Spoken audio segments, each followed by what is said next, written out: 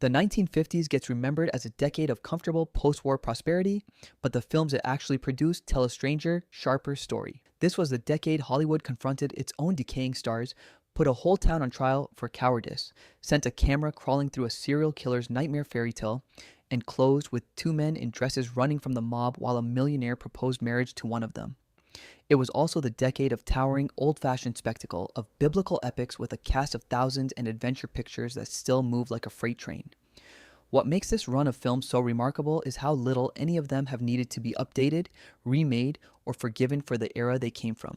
The performances still land with full force, the craft still astonishes, and the questions these films ask about ambition, cowardice, corruption, and desire have never once gone out of date.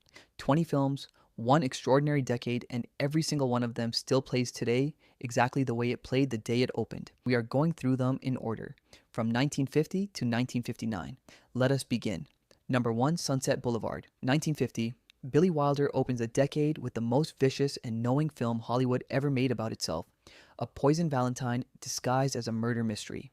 Gloria Swanson plays Norma Desmond, a faded silent era star convinced that the whole world is still waiting for her comeback. And William Holden plays the broke screenwriter who drifts into her crumbling mansion and never quite manages to leave. The film opens with Holden's character already dead, floating face down in Norma's swimming pool, narrating his own murder from beyond the grave, which tells you everything about the film's black, fearless sense of humor. What makes Sunset Boulevard endure is how completely it refuses to soften Norma into a simple monster or a simple victim. She is monstrous and pitiable in the same breath, a woman destroyed by an industry that manufactured her fame and then discarded her without a second thought. Swanson, herself a real silent star staring down her own faded relevance, plays it with a ferocity that never once asks for your sympathy and somehow earns it anyway. 75 years on, every industry that chews up and spits out the people who made it has its own Norma Desmond, and that is exactly why the film still cuts so deep. Number 2, All About Eve, 1950. The same year gave us the sharpest, wittiest screenplay ever written about ambition, jealousy, and the theater, and it has never once gone stale because the type of person it describes has never once stopped existing. Bette Davis plays Margot Channing, an aging Broadway star, and Anne Baxter plays Eve Harrington, the sweet young superfan who insinuates herself into Margot's life and slowly, ruthlessly begins to take it over. Joseph Mankiewicz wrote dialogue so quotable it has become permanent cultural furniture, most famously Margot's warning to fasten your seatbelts because it is going to be a bumpy night. What makes the film timeless is its total lack of illusion about how careers and reputations actually get built and destroyed, the way charm can be a weapon and modesty can be a costume worn by the most calculating person in the room. Davis is towering, but the entire ensemble, including a young Marilyn Monroe in an early supporting role, is razor sharp. All About Eve remains a definitive portrait of the ingenue who is not nearly as innocent as she looks, a story that plays out in some new industry every single year. Number 3, A Streetcar Named Desire, 1951. Elia Kazan brought Tennessee Williams's stage masterpiece to the screen with a rawness that genuinely shocked audiences of its era and still shocks audiences today because Marlon Brando's performance changed what screen acting was allowed to look like. As Stanley Kowalski, Brando is coiled, sweaty, and dangerously alive, a man of pure physical instinct clashing with Vivien Leigh's fragile, delusional Blanche Dubois, a woman clinging to faded gentility while her whole world collapses around her. The film's power comes from the collision of these two performing styles, the classical stage-trained precision of Leigh against the raw, instinctive naturalism of Brando, and it produces a heat that few films before or since have matched. Williams' writing gives every character a wounded interior life, and Kazan refuses to let the camera flinch away from any of it. The desperate cry of Stella's name across a courtyard has become one of the most imitated moments in film history for good reason. It remains a landmark, not just of American cinema, but of American acting itself. The moment the old theatrical style gave way to something rawer and more true. Number 4, The African Queen, 1951. John Huston sent Humphrey Bogart and Katharine Hepburn into the actual jungles of the Belgian Congo and Uganda to make one of the most purely delightful adventure films ever produced. And the chemistry between its two impossibly mismatched leads has never dimmed 1 degree. Bogart plays a grizzled, gin-soaked riverboat captain, and Hepburn plays a prim missionary determined to use his rickety old boat to strike a blow against the Germans in East Africa during the First World War. What could have been a simple survival adventure becomes something richer because of the sheer pleasure of watching these two extraordinary actors spar, bicker, and gradually fall for each other while leeches, rapids, and enemy gunboats threaten to end them at every turn. Bogart won his only Academy Award for the role, playing against his usual tough guy type with a scruffy, self-deprecating humor that reveals a whole new register in his acting. The location shooting gives the film a genuine sense of peril and heat that no soundstage could replicate. It remains the gold standard for the odd couple adventure romance, a formula that countless films have since tried to replicate and few have matched. Number 5, High Noon, 1952. Very few westerns have ever built tension as mercilessly as this one, largely because Fred Zinnemann made the extraordinary decision to tell the entire story in real time, the clock on screen ticking down toward the noon train that will bring a killer back to town to settle an old score. Gary Cooper plays Marshal Will Kane, a lawman abandoned one by the very townspeople he has protected for years, forced to face 4 armed men essentially alone while the church bells count down the minutes. Cooper's performance is a masterclass in quiet dread, his weathered face doing more work than pages of dialogue ever could, and it earned him the Academy Award for Best Actor. The film works as a taut, ticking clock thriller on the surface, and as a genuinely uncomfortable parable about cowardice and moral abandonment underneath, widely understood at the time as commentary on the Hollywood blacklist and the willingness of a frightened community to sacrifice one honest man for its own comfort. That double meaning is exactly why it still resonates, because the specific villains change but the town's cowardice never quite goes out of style. Number 6, Singin' in the Rain, 1952. If Sunset Boulevard is Hollywood's nightmare about itself, Singin' in the Rain is its glorious Technicolor daydream, and somehow both films remain completely true. Gene Kelly, Donald O'Connor, and Debbie Reynolds star in a joyous, endlessly inventive musical about the chaotic transition from silent film to talking pictures, built around the desperate effort to save a silent star whose voice, unfortunately, could strip paint off a wall. The film is stuffed with legendary sequences, Kelly's soaked, ecstatic title number, splashing through puddles under a lamppost, O'Connor's gravity defying physical comedy in Make 'Em Laugh, and a Broadway melody ballet sequence of pure visual imagination. What makes the film endure is not just the craft, extraordinary as it is, but the pure, uncomplicated joy radiating from every frame. A film about the movies falling in love with itself and inviting the audience to fall in love right along with it. Decades of critics have called it the greatest movie musical ever made, and it is very hard to argue with them because nothing since has quite matched its combination of technical brilliance and sheer infectious delight. Number 7, From Here to Eternity, 1953.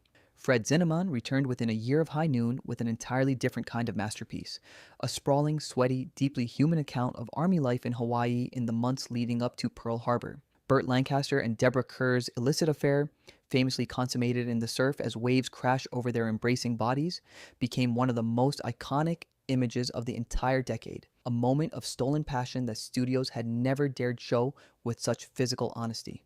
But the film is much more than that single famous shot. Montgomery Clift gives a devastating performance as a stubborn soldier being slowly destroyed by an institution determined to break his spirit, and Frank Sinatra, in a career-reviving turn, won an Academy Award playing his doomed friend Maggio.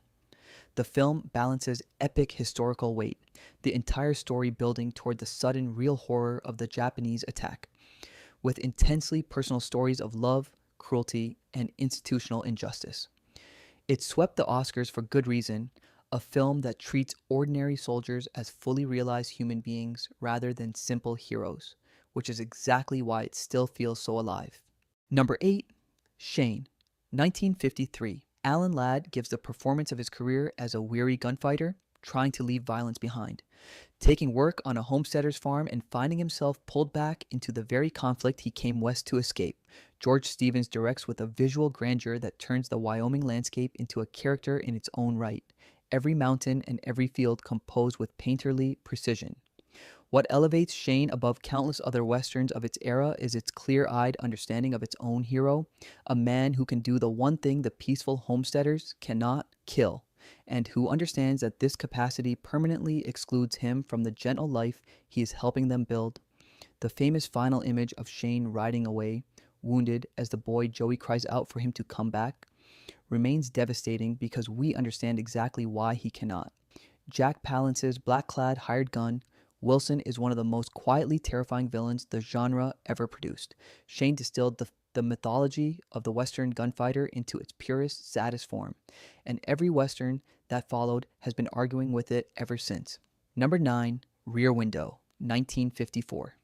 Alfred Hitchcock built one of the tensest thrillers ever made, almost entirely out of a man sitting in a chair looking out a window, which tells you everything about his mastery of pure cinematic craft.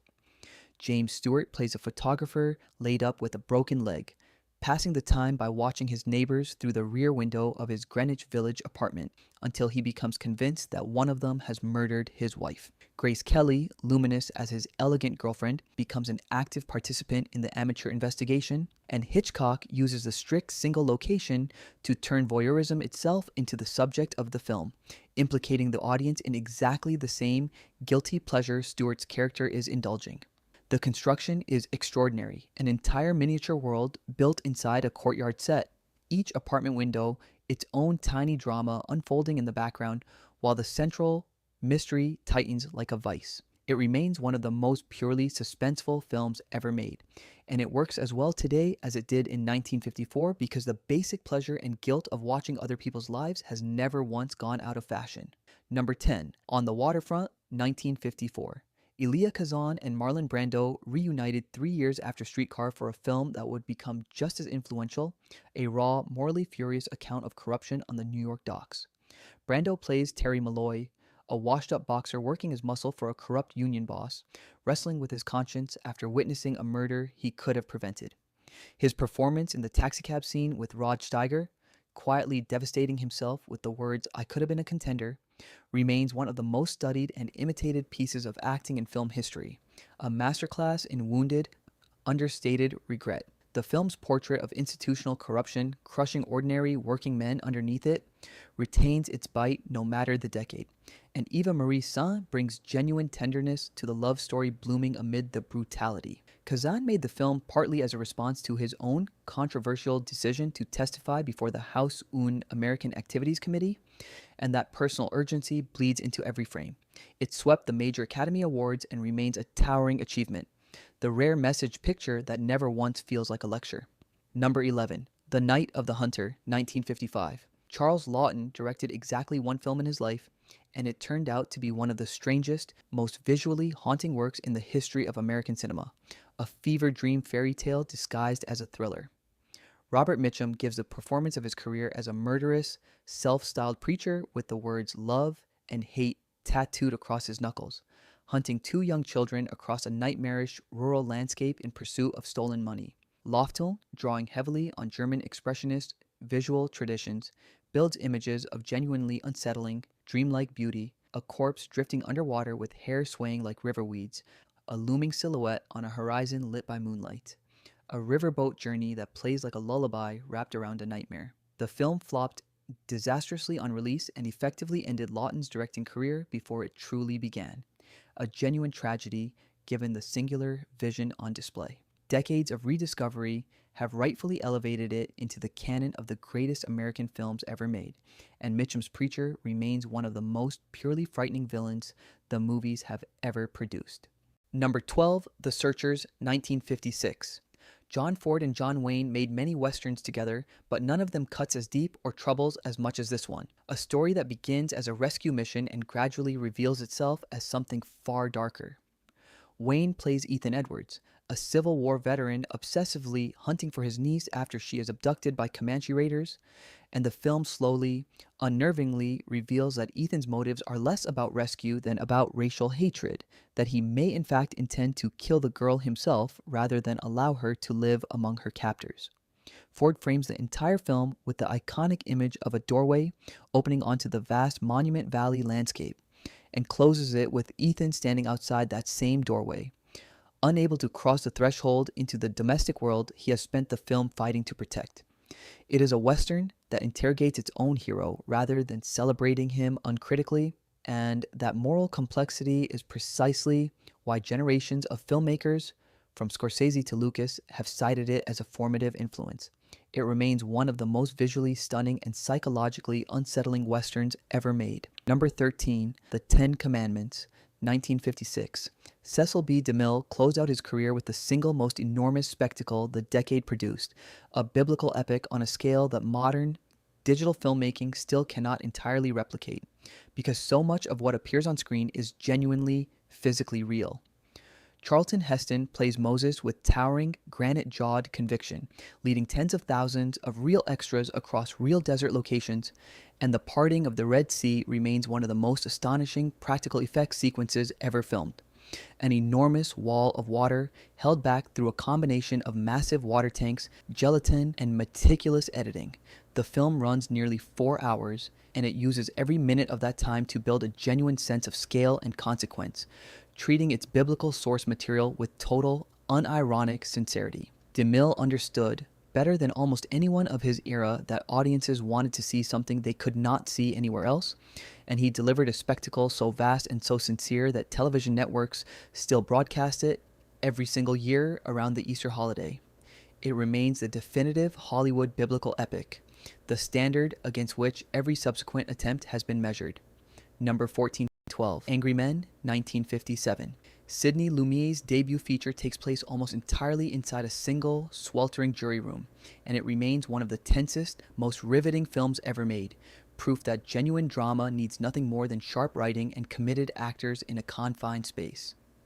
Henry Fonda plays the lone holdout juror who refuses to rush a guilty verdict against a young defendant, and the film methodically, patiently reveals the prejudices, insecurities, and blind spots of each of his fellow jurors as Fonda slowly, logically dismantles the case against the boy piece by piece.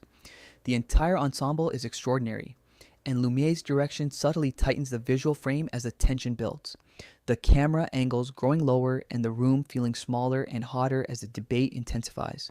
The film remains a masterclass in dramatic construction and a genuinely moving argument for reasonable doubt, patience, and the value of a single person willing to ask questions everyone else is too tired or too prejudiced to ask. It endures because the specific case changes, but the human weaknesses on display in that jury room have never once gone away. Number 15, The Bridge on the River Kwai, 1957. David Lean directs one of the most morally complex war films ever made, a story that refuses the easy comfort of simple heroism at every turn. Alec Guinness gives an extraordinary performance as a British colonel held prisoner by the Japanese, whose stubborn devotion to military discipline and personal pride leads him to help his captors build the very bridge his own side desperately needs destroyed. A slow, horrifying descent into collaboration disguised as honor. William Holden brings a cynical, self-preserving energy as the American prisoner who escapes only to be sent back to destroy the bridge. Guinness's character has been so proud of completing. Lean shoots the Ceylon jungle locations with breathtaking scope, and the film's final act builds to one of the most devastatingly ironic endings in war cinema. The phrase madness spoken over the wreckage of a mission that consumed everyone involved. It swept the Academy Awards and remains a towering achievement precisely because it refuses to let any single character or any single nation claim clean moral high ground. Number 16, Touch of Evil, 1958. Orson Welles delivers a genuine masterclass in visual bravado right from its opening shot, an unbroken 3.5-minute tracking shot following a car with a bomb ticking inside it across a Mexican border town, a sequence still studied in film schools for its sheer technical audacity. Welles himself plays Hank Quinlan, a bloated, corrupt police captain willing to plant evidence to secure convictions he is personally certain are correct, opposite Charlton Heston as a Mexican narcotics officer determined to expose him.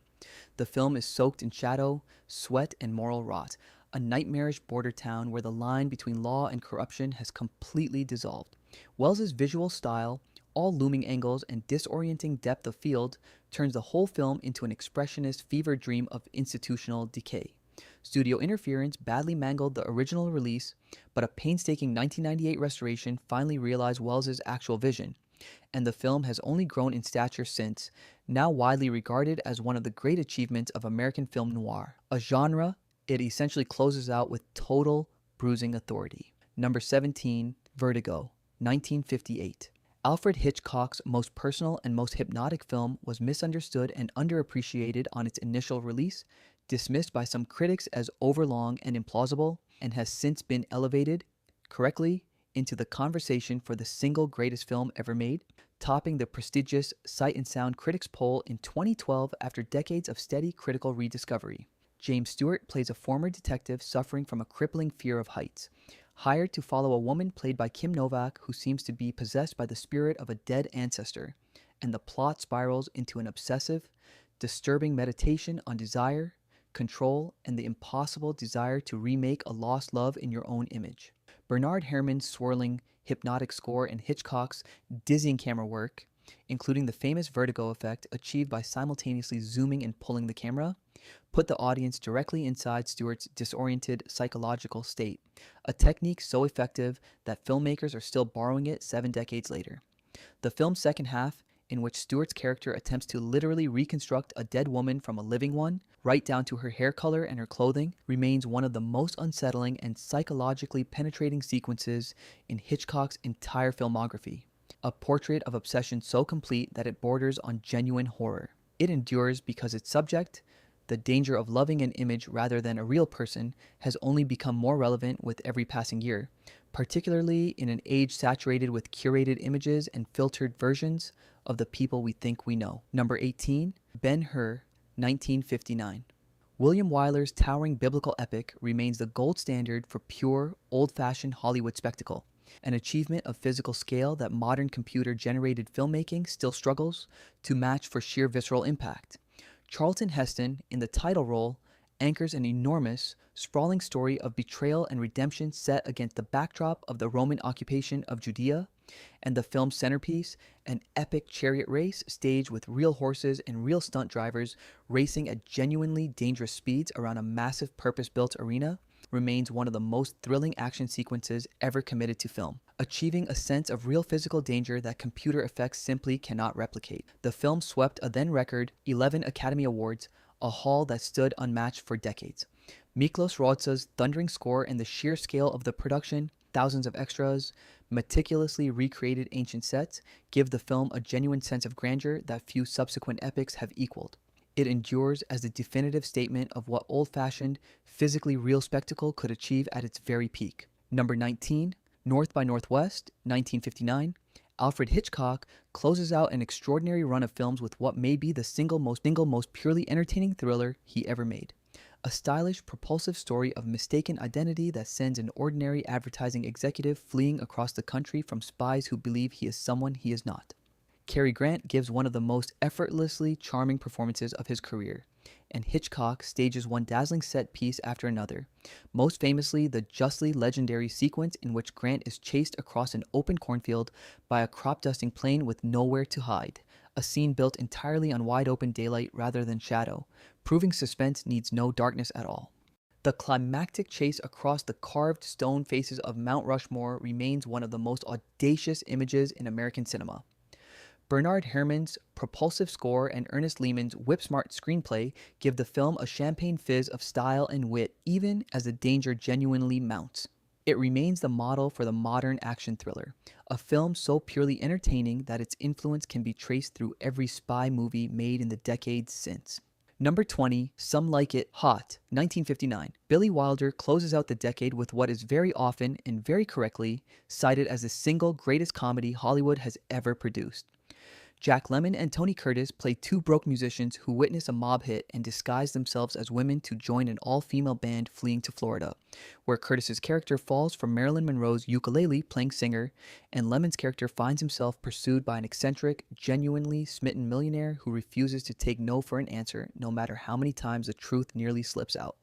The film balances breathless farce, gangster parody, and genuine romantic sweetness with a precision that has never been equaled, shifting effortlessly between broad physical comedy and moments of real tenderness without ever losing its footing, and its final line, delivered by Joe E. Brown after Lemmon's frantic confession that he is actually a man, remains the single most famous closing joke in the history of American cinema.